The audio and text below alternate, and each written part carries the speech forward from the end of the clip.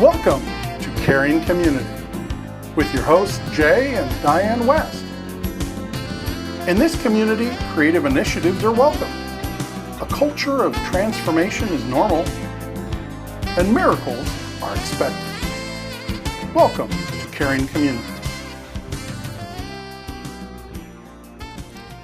Hello, I'm Jay. And I'm Diane. And this is Caring Caring Community. Community. Our special guest on this show is our good friend, Pastor, Bishop, Apostle, Intercessor, leader of the city, James Patterson. Well, that's a little bit too much. Yeah, it is too much. Sorry, I went overboard there. So I just know him as James. So good to have you on our show. It's my privilege to be here. You know, I remember the first time I met you. You probably don't remember it. We were at a pastor's gathering.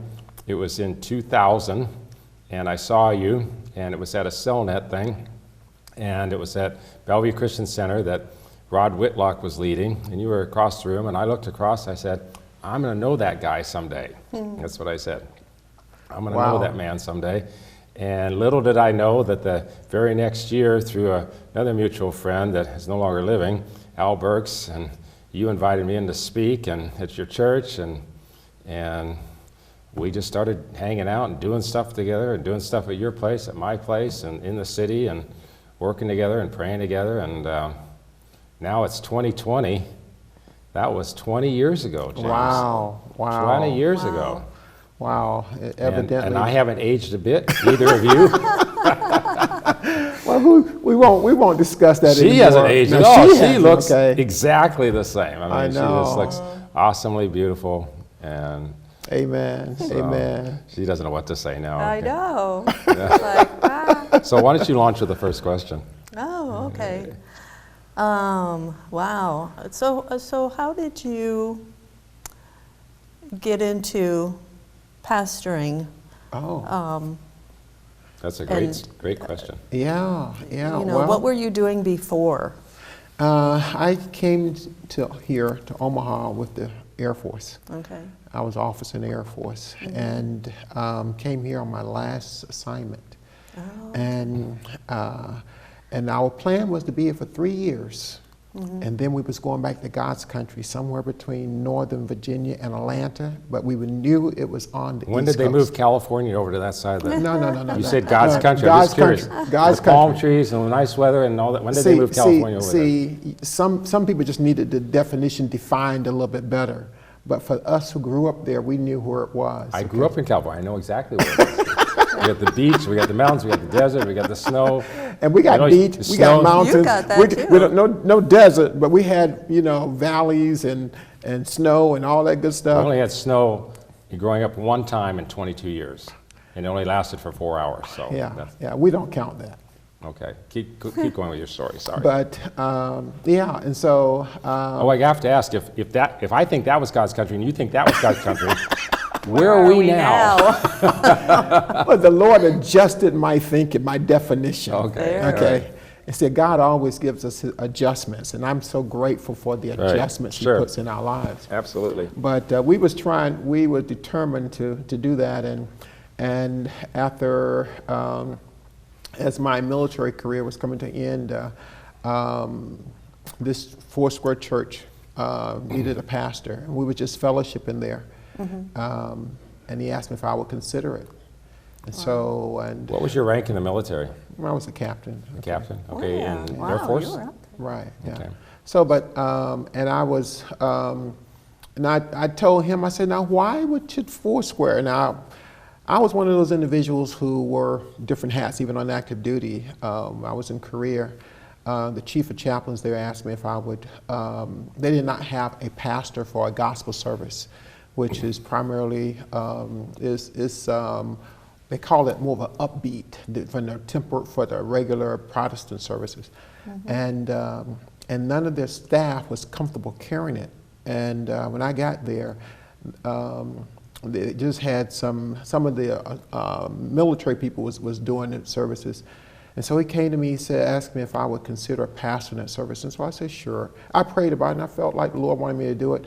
And actually, I felt I went there on assignment for more than the military. How long were you in Korea? You're a missionary. About 2 years. And I so- asked that in part because our next door neighbor right now just got deployed to Korea for 1 year. So Yeah. Yeah. Well, I was on a 2-year assignment, and therefore I was able to bring my wife with me. And that'd be Suzanne. yes, that's Okay. Suzanne.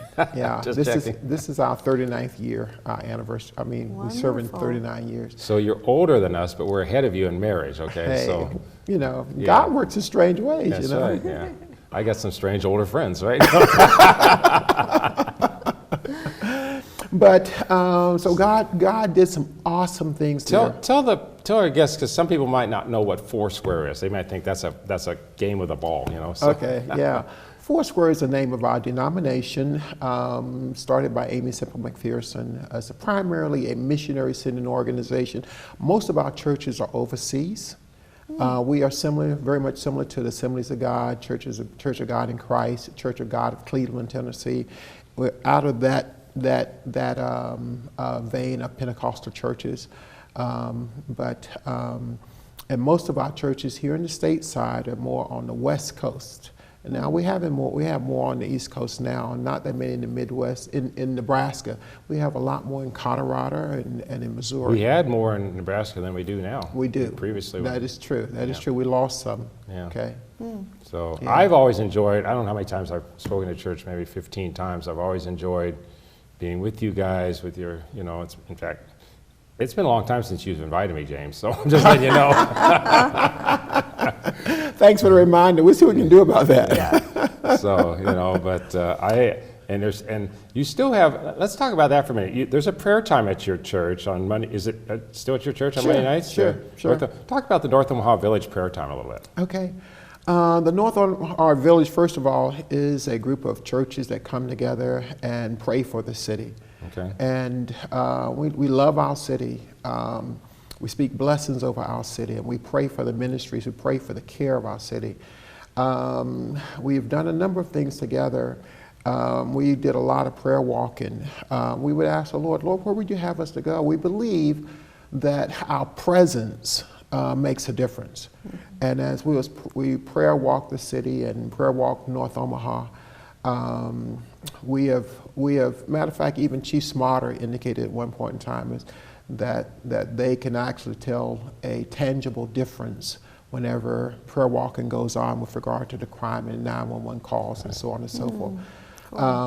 And that we really like. I've talked to some other pastors in the area, and especially in North Omaha, and said, let's go out and pray, feel like we hear from God in advance of a crime, and go out and pray it away before it happens, rather than showing up after the fact. Yeah. You know? And that's what we were doing. We would say, Lord, where would you have us to go? And we would go and prayer walk those areas. I remember, can I tell a short story? Absolutely. And it's so nice when he's mentioned Chief Smarter. It's nice that our chief of police here in Omaha says crime goes down when we're out there praying. So Yeah. I am very thankful for Chief Smarter. I'm very thankful for his heart and his leadership and his confidence that he's brought to the community. A real team player and inviting people to come along with them. we're actually working with 2 other officers right now who meet with him on 3 times a week as part of our Transformation Omaha networking that we're doing and praying. We have prayers on first and third Saturdays. You have it on every Monday.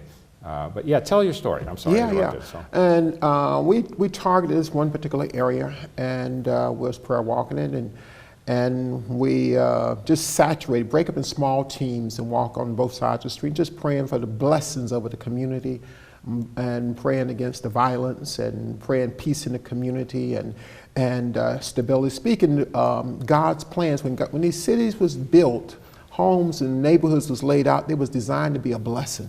Right. Now, corruption comes in and turns it around. But we find ourselves saying, Lord, what was your intent when you created this? What was your intent? It was supposed to be a place of blessings, a place of security, a place where people could grow and prosper and feel safe and encouraged. Come back here home and be restored, rejuvenated, and then go back out and be a blessing to the community. And should be hope here, should be community working together. And we're speaking those blessings over the community. And as we were walking down, I remember one particular day, we were way down the street, and this voice started yelling out, hollering at us, "We don't want you here. We don't want you here." And then just started running towards us. We stopped and we recognized that this was a spiritual encounter. And we turned around and to deal with it. And as soon as we did, there was a single individual. It wasn't an arm. It was just a single individual. But it was yelling. And as soon as we turned around to deal with it, it turned off and went a different direction. But we recognized that spiritually something's going on in the neighborhood. Because we also encountered in that same neighborhood, a few blocks over, an older lady who wanted to know who we were, walking the streets and praying. She said the church don't do that no more. And I wanted to engage her, to pray for her, but she was afraid to come out. Sure. I shared at our congregation just recently that when we lived in Houston, I would take teams of people out and prayer walk and actually knock on doors and ask if we could pray for people on Sunday mornings. And people said that we would do it every other week. We just took a small team out, the rest of the church was back worshiping, hearing the message or whatever. And we had people tell us all the time, they say, nobody does that. We can't believe you left your church to come visit our neighborhood on a Sunday.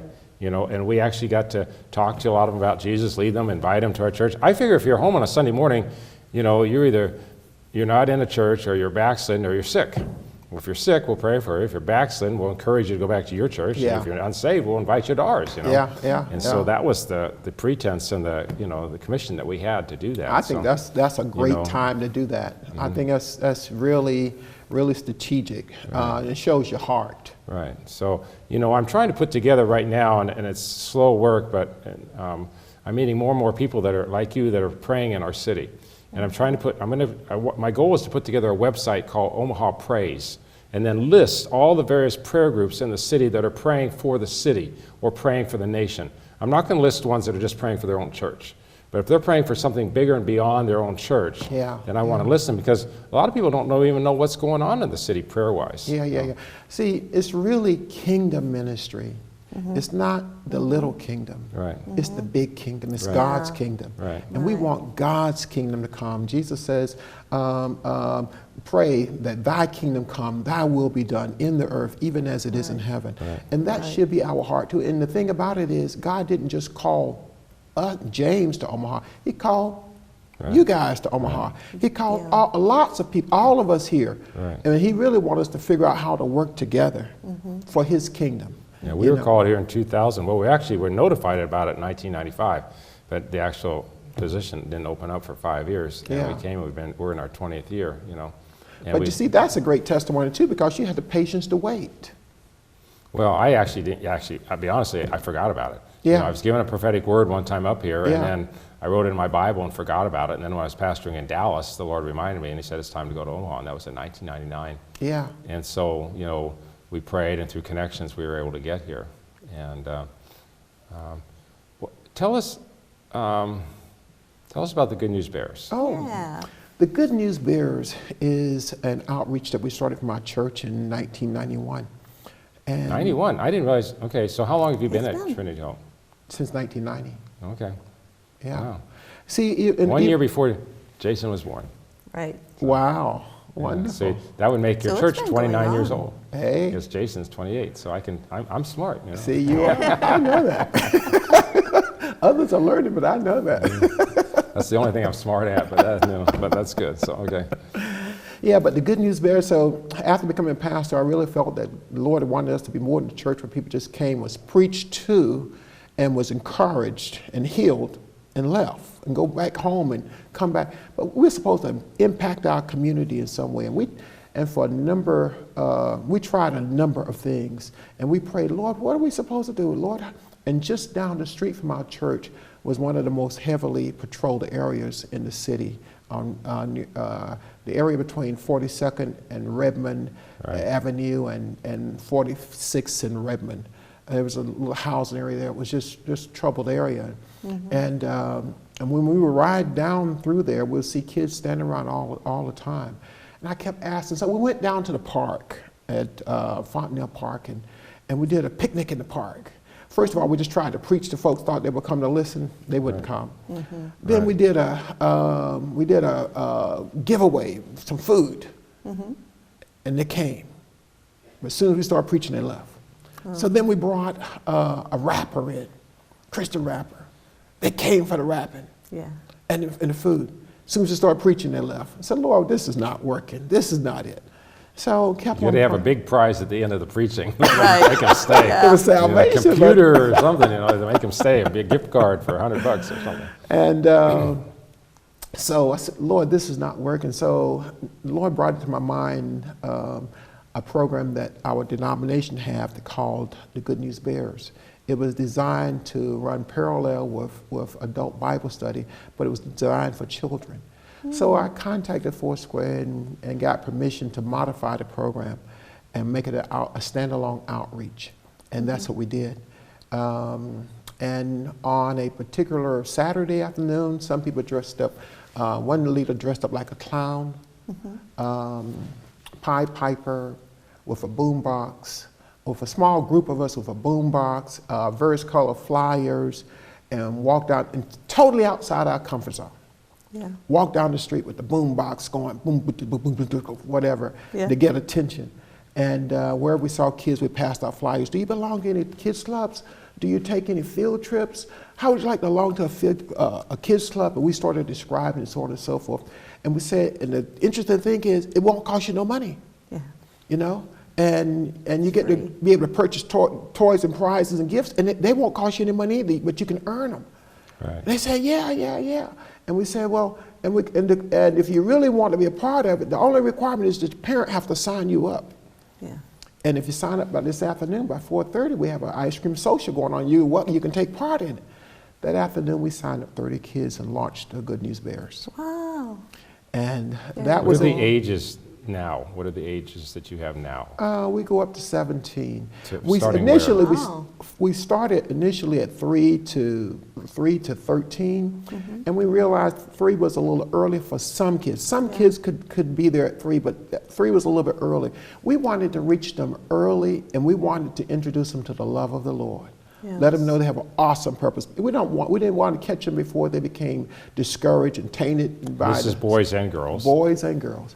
So now our age goes from 4 to 17. And we got beyond 13 because we had children who was turned 13 and 14, and they said, do we have to leave? Can we still come? We said, absolutely. So we bumped it up to 14. Then we bumped it up to 15, 16, 17, 18. Really? And so Well, when you get up to 40, I'll come.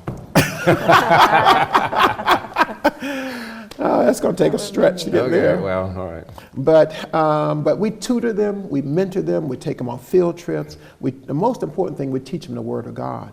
We cast vision with them of what they can become. A lot of our kids initially had no idea about professions that they could go into. They could not relate what a good math background, the kinds of doors that would open up for you, a writing background, a love of science and nature. They had no idea. So we started talking about those things, and we told them, and we asked them, what do you want to be initially? They said a basketball player, a football player, a dancer, a singer.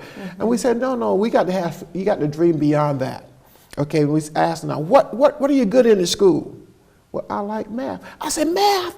With math, you can do some awesome things. You know, you can get your degree in math, and with a degree in math, you can be a computer programmer. You know, and you can go off into research and science, and you can be a teacher, and so on and so forth. Sharing them. You could even become a captain in the Air Force. You could. That's That's right. right. Absolutely.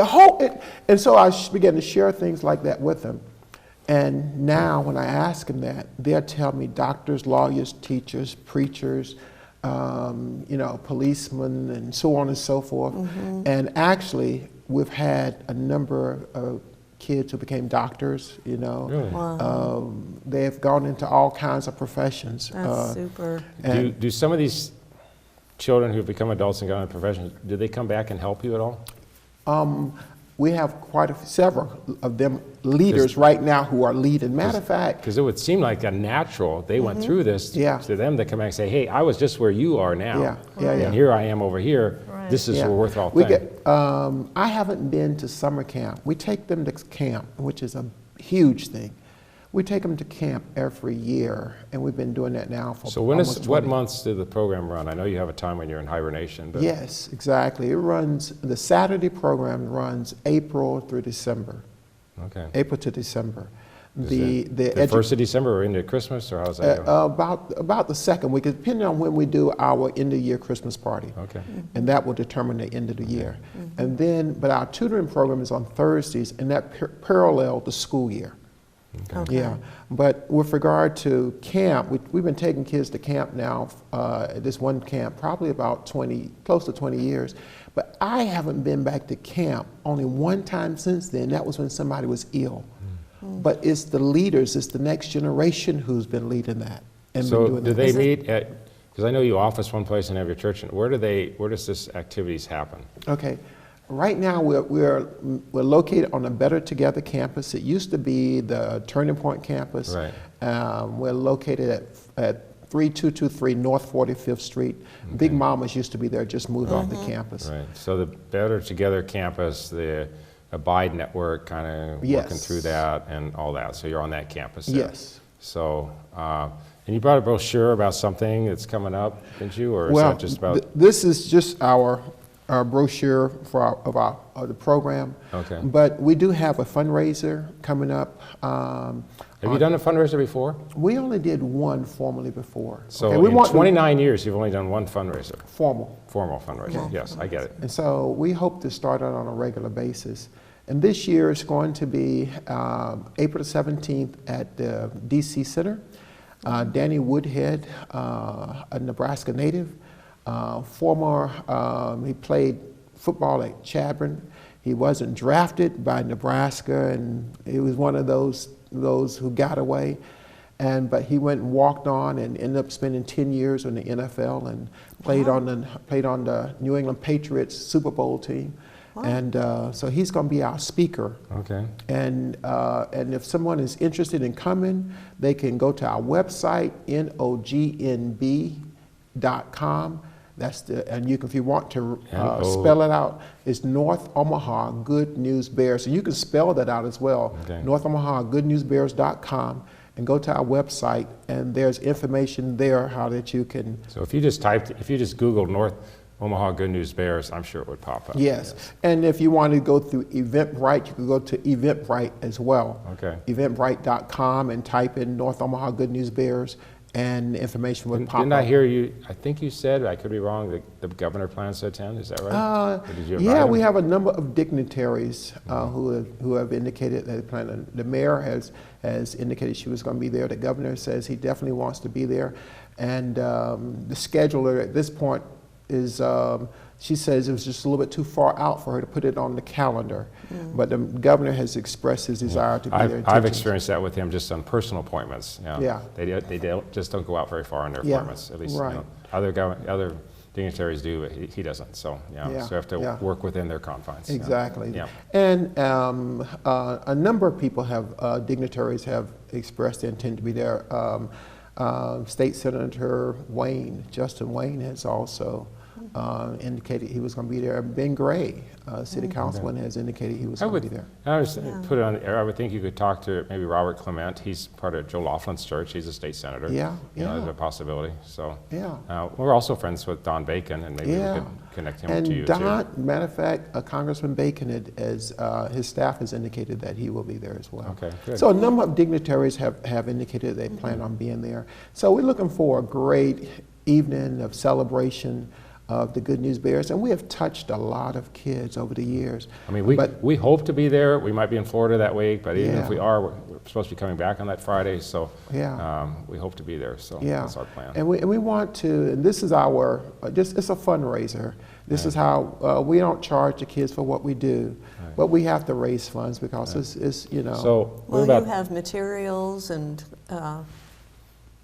resources and things that, you know, even printing up brochures, and you have expenses. Yeah, yeah. Oh, we have quite a, you know, even the camps, we feed them. Oh, yeah.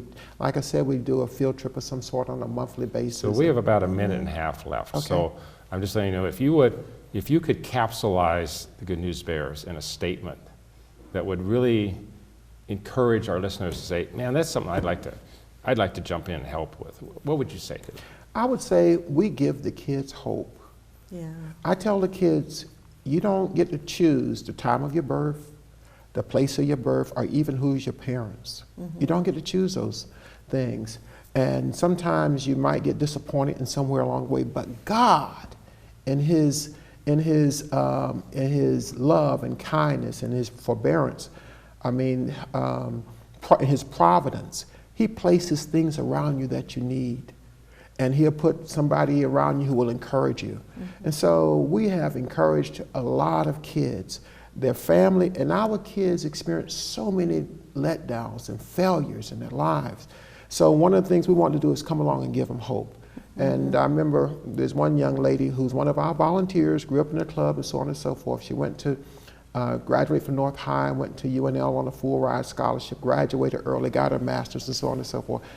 She said early on, the reason why she kept coming, she knew what she was going to get. Right. And that's what I like about you. I always know what I'm going to get when I attend your church. And so it's nice to have James Patterson with us. Good News Bears. Check it out on Google. April 17th, you say it's the banquet. If you can, come and join us here in Omaha, and it'll be a blessing. You'll be a blessing to them. And you genuinely will be helping other people. And that's what caring community is all about. Yeah. Thank you so much for tuning in today. We'll see you at the next show. God bless you. Goodbye. Bye.